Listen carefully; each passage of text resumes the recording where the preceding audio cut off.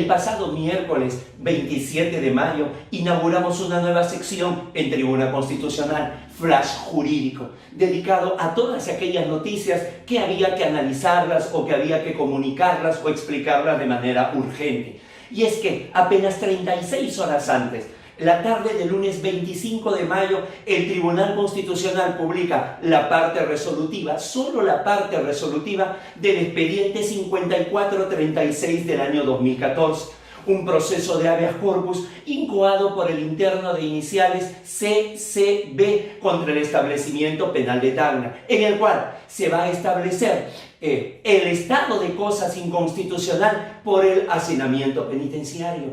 En aquel programa, Flash Jurídico, dimos los principales lineamientos de esos 10 incisos que tenía la parte resolutiva. Sin embargo, se estaba a la espera de la publicación de la sentencia. La sentencia ha sido publicada el pasado 4 de junio, de tal forma que ahora estamos en condiciones de hacer su análisis jurídico. La sentencia en total tiene 50 páginas. Solamente se había publicado la 48 y la 49, de tal manera que ahora vamos a realizar un análisis de toda la primera parte y también de la última página, que tiene una importancia mayúscula al momento del análisis jurídico. Soy Guido Aguilar Grados y esta es la entrega número 147 de Tribuna Constitucional. El hacinamiento penitenciario, el estado de cosas inconstitucional, análisis jurídico.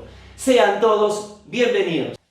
Para el análisis de esta sentencia hito, de esta sentencia paradigmática, de esta sentencia que significa el 15º estado de cosas inconstitucional declarado por el Tribunal Constitucional, le propongo repartirlo en 5 partes.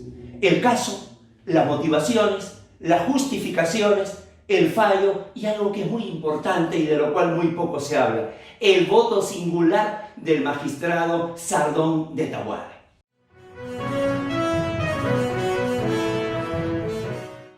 Comencemos.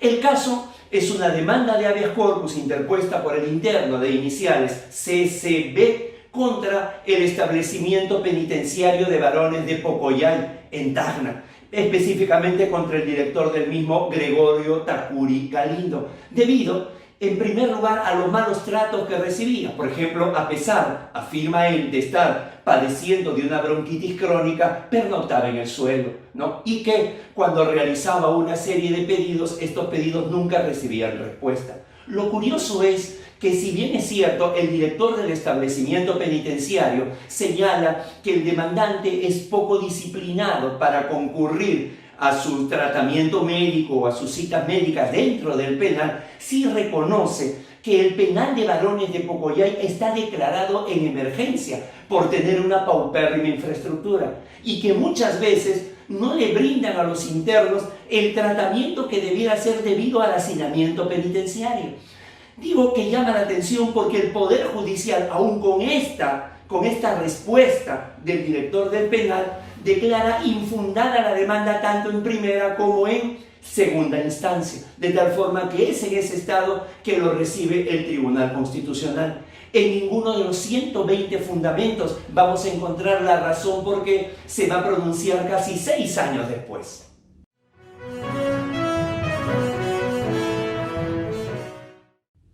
Las motivaciones. El Tribunal Constitucional, en sus primeros fundamentos, señala lo siguiente. Primero, que el hacinamiento penitenciario tiene que ser una preocupación y además una acción para el Estado social y democrático de derecho que es el Perú. En segundo lugar, que estamos ante lo que se ha denominado el habeas corpus correctivo, es decir, aquel habeas corpus interpuesto por el interno por tratamientos indignos que recibe al interior del centro penitenciario. En tercer lugar, el Tribunal Constitucional desarrolla o recuerda el desarrollo de su línea jurisprudencial en respecto a habeas corpus correctivos interpuestos por internos. Así rescata primero lo referido a la restricción de visitas familiares o a la supuesta ilegitimidad del traslado de reclusos de un penal a otro, o a el supuesto abuso que se daba en la cohabitación en un mismo ambiente entre procesados y condenados. Pero donde hace hincapié es en dos estados de cosas inconstitucional que ya ha señalado a partir de un habeas corpus correctivo. Se trata del expediente 3426 del año 2008, un proceso de habeas corpus interpuesto por Pedro Gonzalo Marroquín Soto, ¿no? En el cual establece la necesidad de que tengan un tratamiento especial, un tratamiento preferente, los reclusos que estén afectados en la salud mental. Y establece una serie de recomendaciones.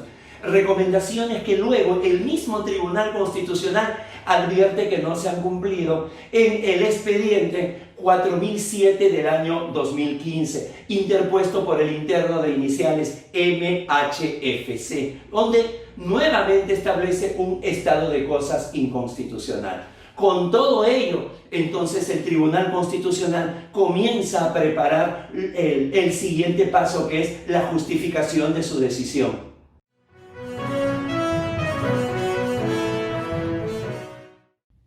Las justificaciones que establece el Tribunal Constitucional son de carácter internacional y nacional. A su vez, cuando señala los motivos, las razones de carácter internacional, primero comienza por las normativas. Y entonces va a invocar los informes de la Comisión Interamericana de Derechos Humanos, informe del año 2011, 2013, 2017. En todos ya había encendido las alarmas sobre el hacinamiento penitenciario. También va a invocar el artículo 10 del Pacto Internacional de Derechos Civiles y Políticos, la observación 21ª del Comité de Derechos Humanos y, como no, la Convención contra la Tortura, los tratos crueles, inhumanos y otro maltrato. Más bien, ya a nivel ya no normativo, sino jurisprudencial, va a recurrir al bloque de convencionalidad y entonces aquí va a traer 3 sentencias de la Corte Interamericana de Derechos Humanos directamente aplicables al caso. Le van a servir como un soporte convencional a su futura decisión, que son el caso García Asto y Ramírez Rojas versus el Perú, el caso López Álvarez versus Honduras y por último el caso Montero Aranguren versus Venezuela. A nivel nacional cobra una mayúscula importancia el informe de la Defensoría del Pueblo. En efecto, en el fundamento número 63 establece claramente lo que la Defensoría del Pueblo va a señalar con respecto al hacinamiento, ¿no? Cuando luego de todo un estudio y su informe dice: las evidencias demuestran con absoluta claridad que para combatir el hacinamiento penitenciario no alcanza con la construcción de nuevos albergues, de nuevas cárceles, ¿no? Esto hace recordar aquella famosa frase de ese gran urbanista norteamericano, Louis Mundorf, aquel que decía que si para aliviar el tráfico, ¿no?, las autoridades lo solucionaban construyendo un nuevo carril en la pista, era como si para combatir la obesidad habría que hacerle un agujero más al cinturón. De tal forma que acá ya se deja en claro que no es el tema solamente de construir más, sino que algo pasaba en medio del ámbito judicial para que esta realidad se dé. Pero además de este informe, el mismo Tribunal Constitucional va a señalar con estadísticas y con cuadros cuál es la realidad del ámbito penitenciario en el Perú. Primero, la situación jurídica, por delito, por penas. En segundo lugar, por género. Y en tercer lugar, por las condiciones de salud que se van a establecer. Llegando a mostrar estadísticas verdaderamente escalofriantes. Esto es, a nivel penitenciario existen 8 oficinas regionales. Entre todas, ¿no?, hay una capacidad para 40.137 internos. Y hasta marzo del año 2020, es decir, hasta hace apenas 45 días, había 98.870 internos. Esto es 141% más. Con todo esto señala que hay la necesidad de establecer un estado de cosas inconstitucional. Hace un breve repaso desde el primero que se había señalado, el caso de la magistrada Arellano Cerquén, allá por el año 2003, hasta los últimos, como el caso de María Antonia Díaz Cáceres, lo ya referido sobre el derecho a que los contratos o las relaciones con la autoridad sean hechos en idioma propio. Por último, va a recurrir también al derecho comparado y va a mencionar, aunque de una manera inorgánica, lo realizado por Colombia a través de una acción de tutela, lo realizado por Argentina a través de un proceso de amparo, y va a traer también el caso de la Suprema Corte norteamericana, el caso Brown versus Plata, desarrollado en California con aplicación de la octava enmienda de la Constitución norteamericana, justamente sobre el tratamiento que se debe dar, ¿no? Un tratamiento con dignidad, un tratamiento con límite. Por último, va a utilizar el comunicado de la Comisión Interamericana de Derechos Humanos del pasado 31 de marzo del año 2020, donde sostiene de que es muy peligroso que el hacinamiento penitenciario para la transmisión del COVID-19. Con todo esto, todo este arsenal ya no de motivaciones, sino además de justificaciones, va a expedir el fallo.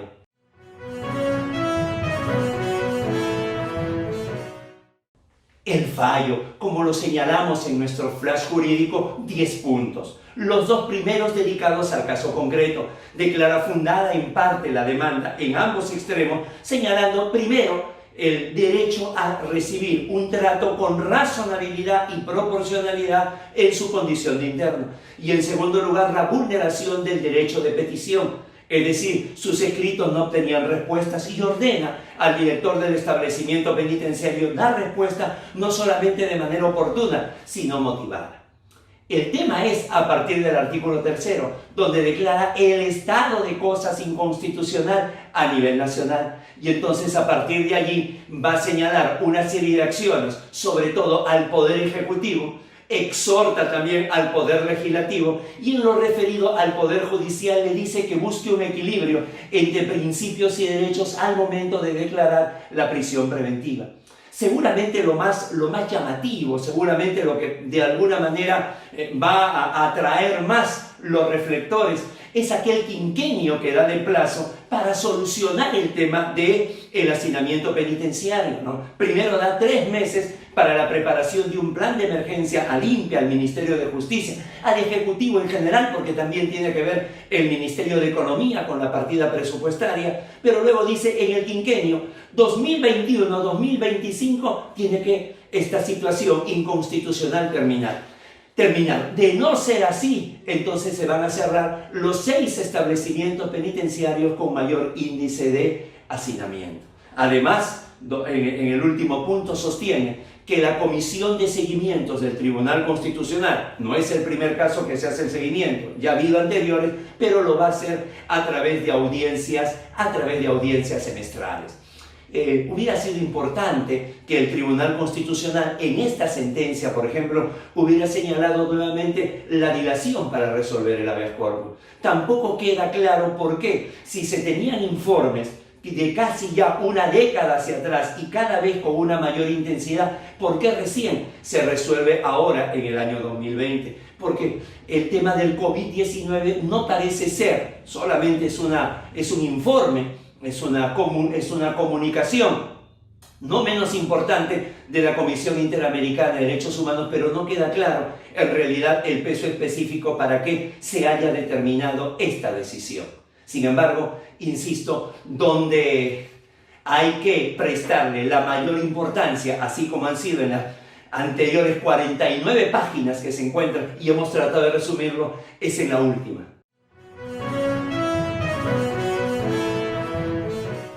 En efecto, a veces nos quedamos con la sentencia en mayoría, y esta vez, no, más que en mayoría, ha sido por unanimidad. No es un voto disidente, no es un voto en discordia, es un voto singular, donde el magistrado Sardón de Taboada dice: no, yo estoy de acuerdo que se declare fundada en parte la demanda, en otras palabras, con el fundamento 1 y el fundamento 2. Donde no comparte es con la declaratoria del estado de cosas inconstitucional. Señala lo siguiente: primero, que el primer artículo del Código Procesal Constitucional señala que la finalidad de los procesos constitucionales es reponer las cosas al estado anterior, cosa que no se ha hecho acá. Acá se está tocando no el tema del demandante, sino se está tomando un problema estructural.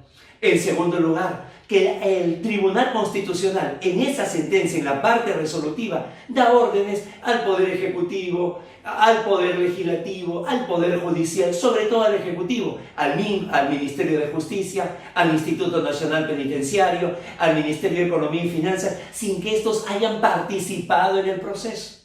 Tercero, que está de acuerdo que hay un hacinamiento en los penales, se lo comparte, es palmario, sin embargo no está de acuerdo con el por qué. Y entonces señala, ¿no? ¿Por qué esto? Solamente responsabilizar a una política pública. ¿Qué hay de la legislación sobre la prisión preventiva? ¿Qué hay sobre la aplicación draconiana de la prisión preventiva establecida por los jueces? Estas son exactas palabras del magistrado a pedido de los fiscales y de los medios de comunicación. ¿Qué acaso la justicia constitucional no tiene responsabilidad acá? Interesante, ¿no? Es decir, si el Tribunal Constitucional es el supremo intérprete de la Constitución y establece las legislaciones que son inconstitucionales, a lo mejor debió entrar a analizar aquel decreto legislativo, ¿no? El 1037, que amplía el plazo de prisión preventiva a 36 meses y una ampliación más a 12. Allí sí podríamos seguramente decir, oye, esto tiene que ver con el tribunal o es su labor directa del tribunal, porque lo que está haciendo es un filtro de constitucionalidad, para terminar diciendo el magistrado que el Tribunal Constitucional debe reconocer cuáles son sus límites, cuáles son los roles que da la Constitución y la ley, y que las políticas públicas como esta, declaratoria de estado de cosas inconstitucional, solamente le corresponden al Ejecutivo y al Legislativo. Esas son entonces las 5 partes que hemos querido compartir con ustedes, pero que además hay un bonus track.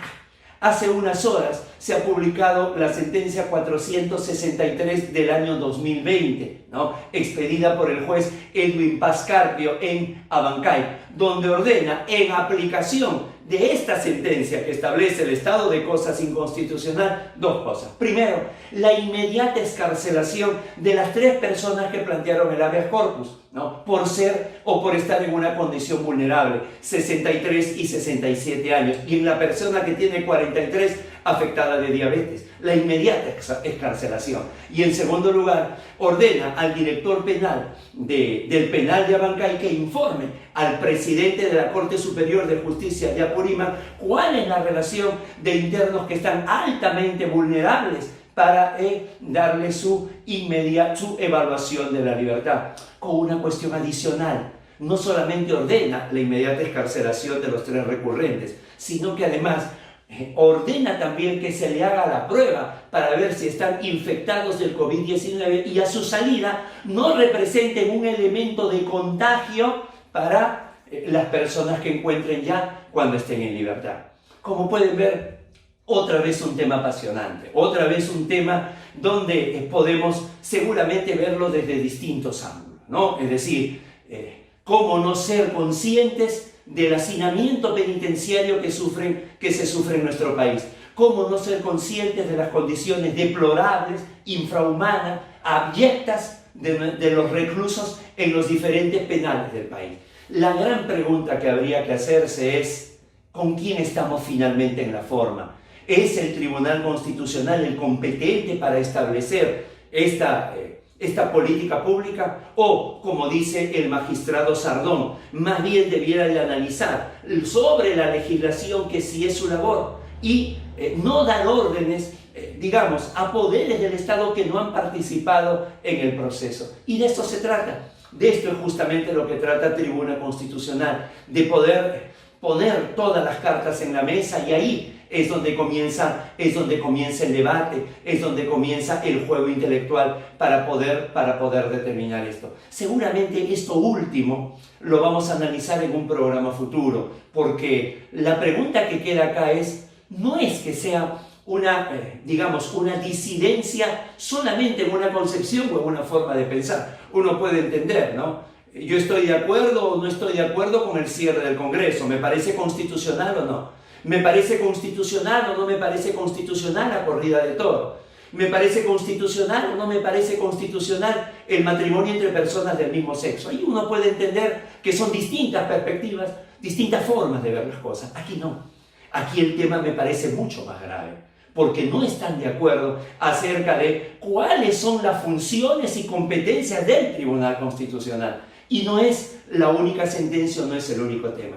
En una entrega futura vamos a agrupar unas 5 sentencias en las cuales la discusión no es el punto de vista, sino donde se discute es hasta dónde llega el límite del Tribunal Constitucional. Para ello, no olvide suscribirse, no olvide difundir. Muchísimas gracias por su atención. Nos vemos pronto.